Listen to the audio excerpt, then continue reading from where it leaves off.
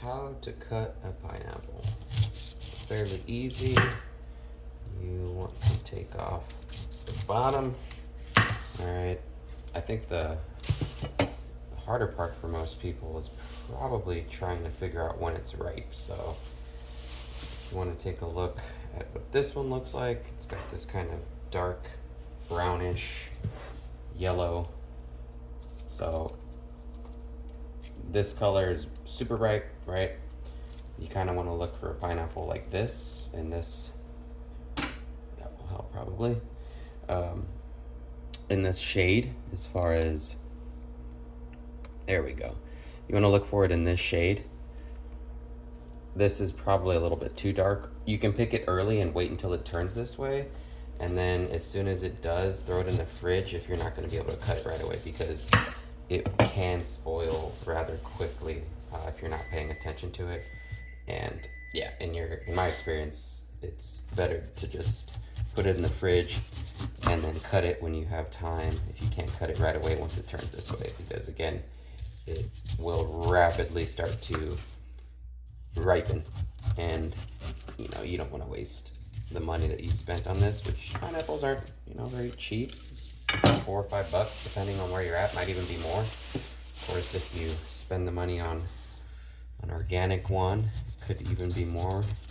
I don't know, because I don't really buy organic produce, but this is the way that you would cut a pineapple. There are other ways to do it, but this is kind of, in my opinion, an easier way. Now I'd like to have a box here too.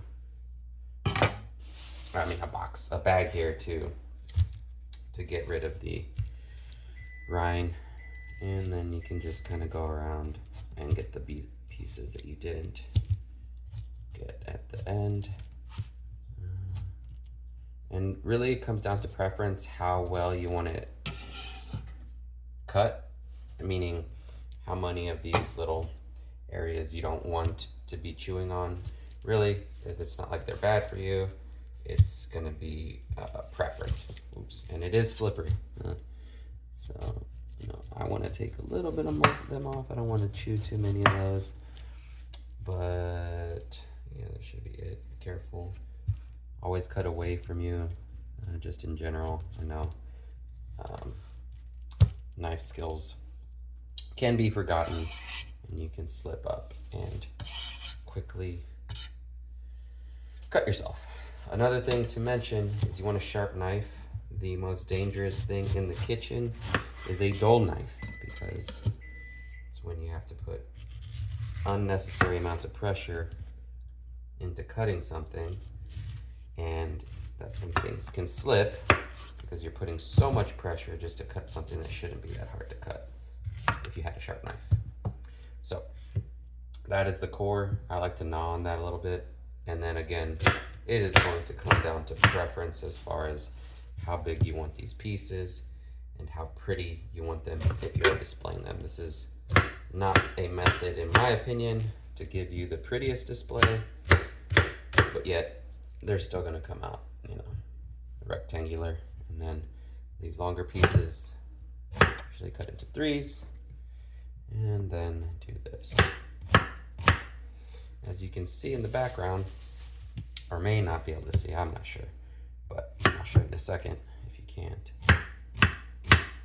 I have some eggs. You hear that beeping? Those are my veggies.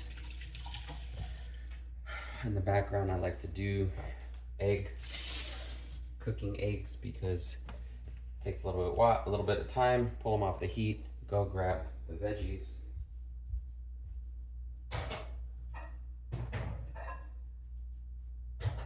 And toss them in my eggs. Finish scrambling them. And that is how I would get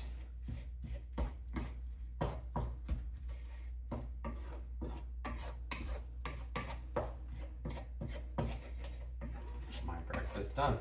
A little bit of pico, right? So here we go. Chop that up the other day. This is red onion, cilantro, jalapeno, tomato, 1 part lemon juice to 3 part lime. So 1-to-3 ratio. And what am I gonna do? I'm gonna throw it in my eggs. A couple tablespoons. I like to get a little bit of juice. There we go. About 50 grams of fajita veggies, 50 grams of pico. Breakfast, gonna eat some pineapple. Yeah, so quick meal.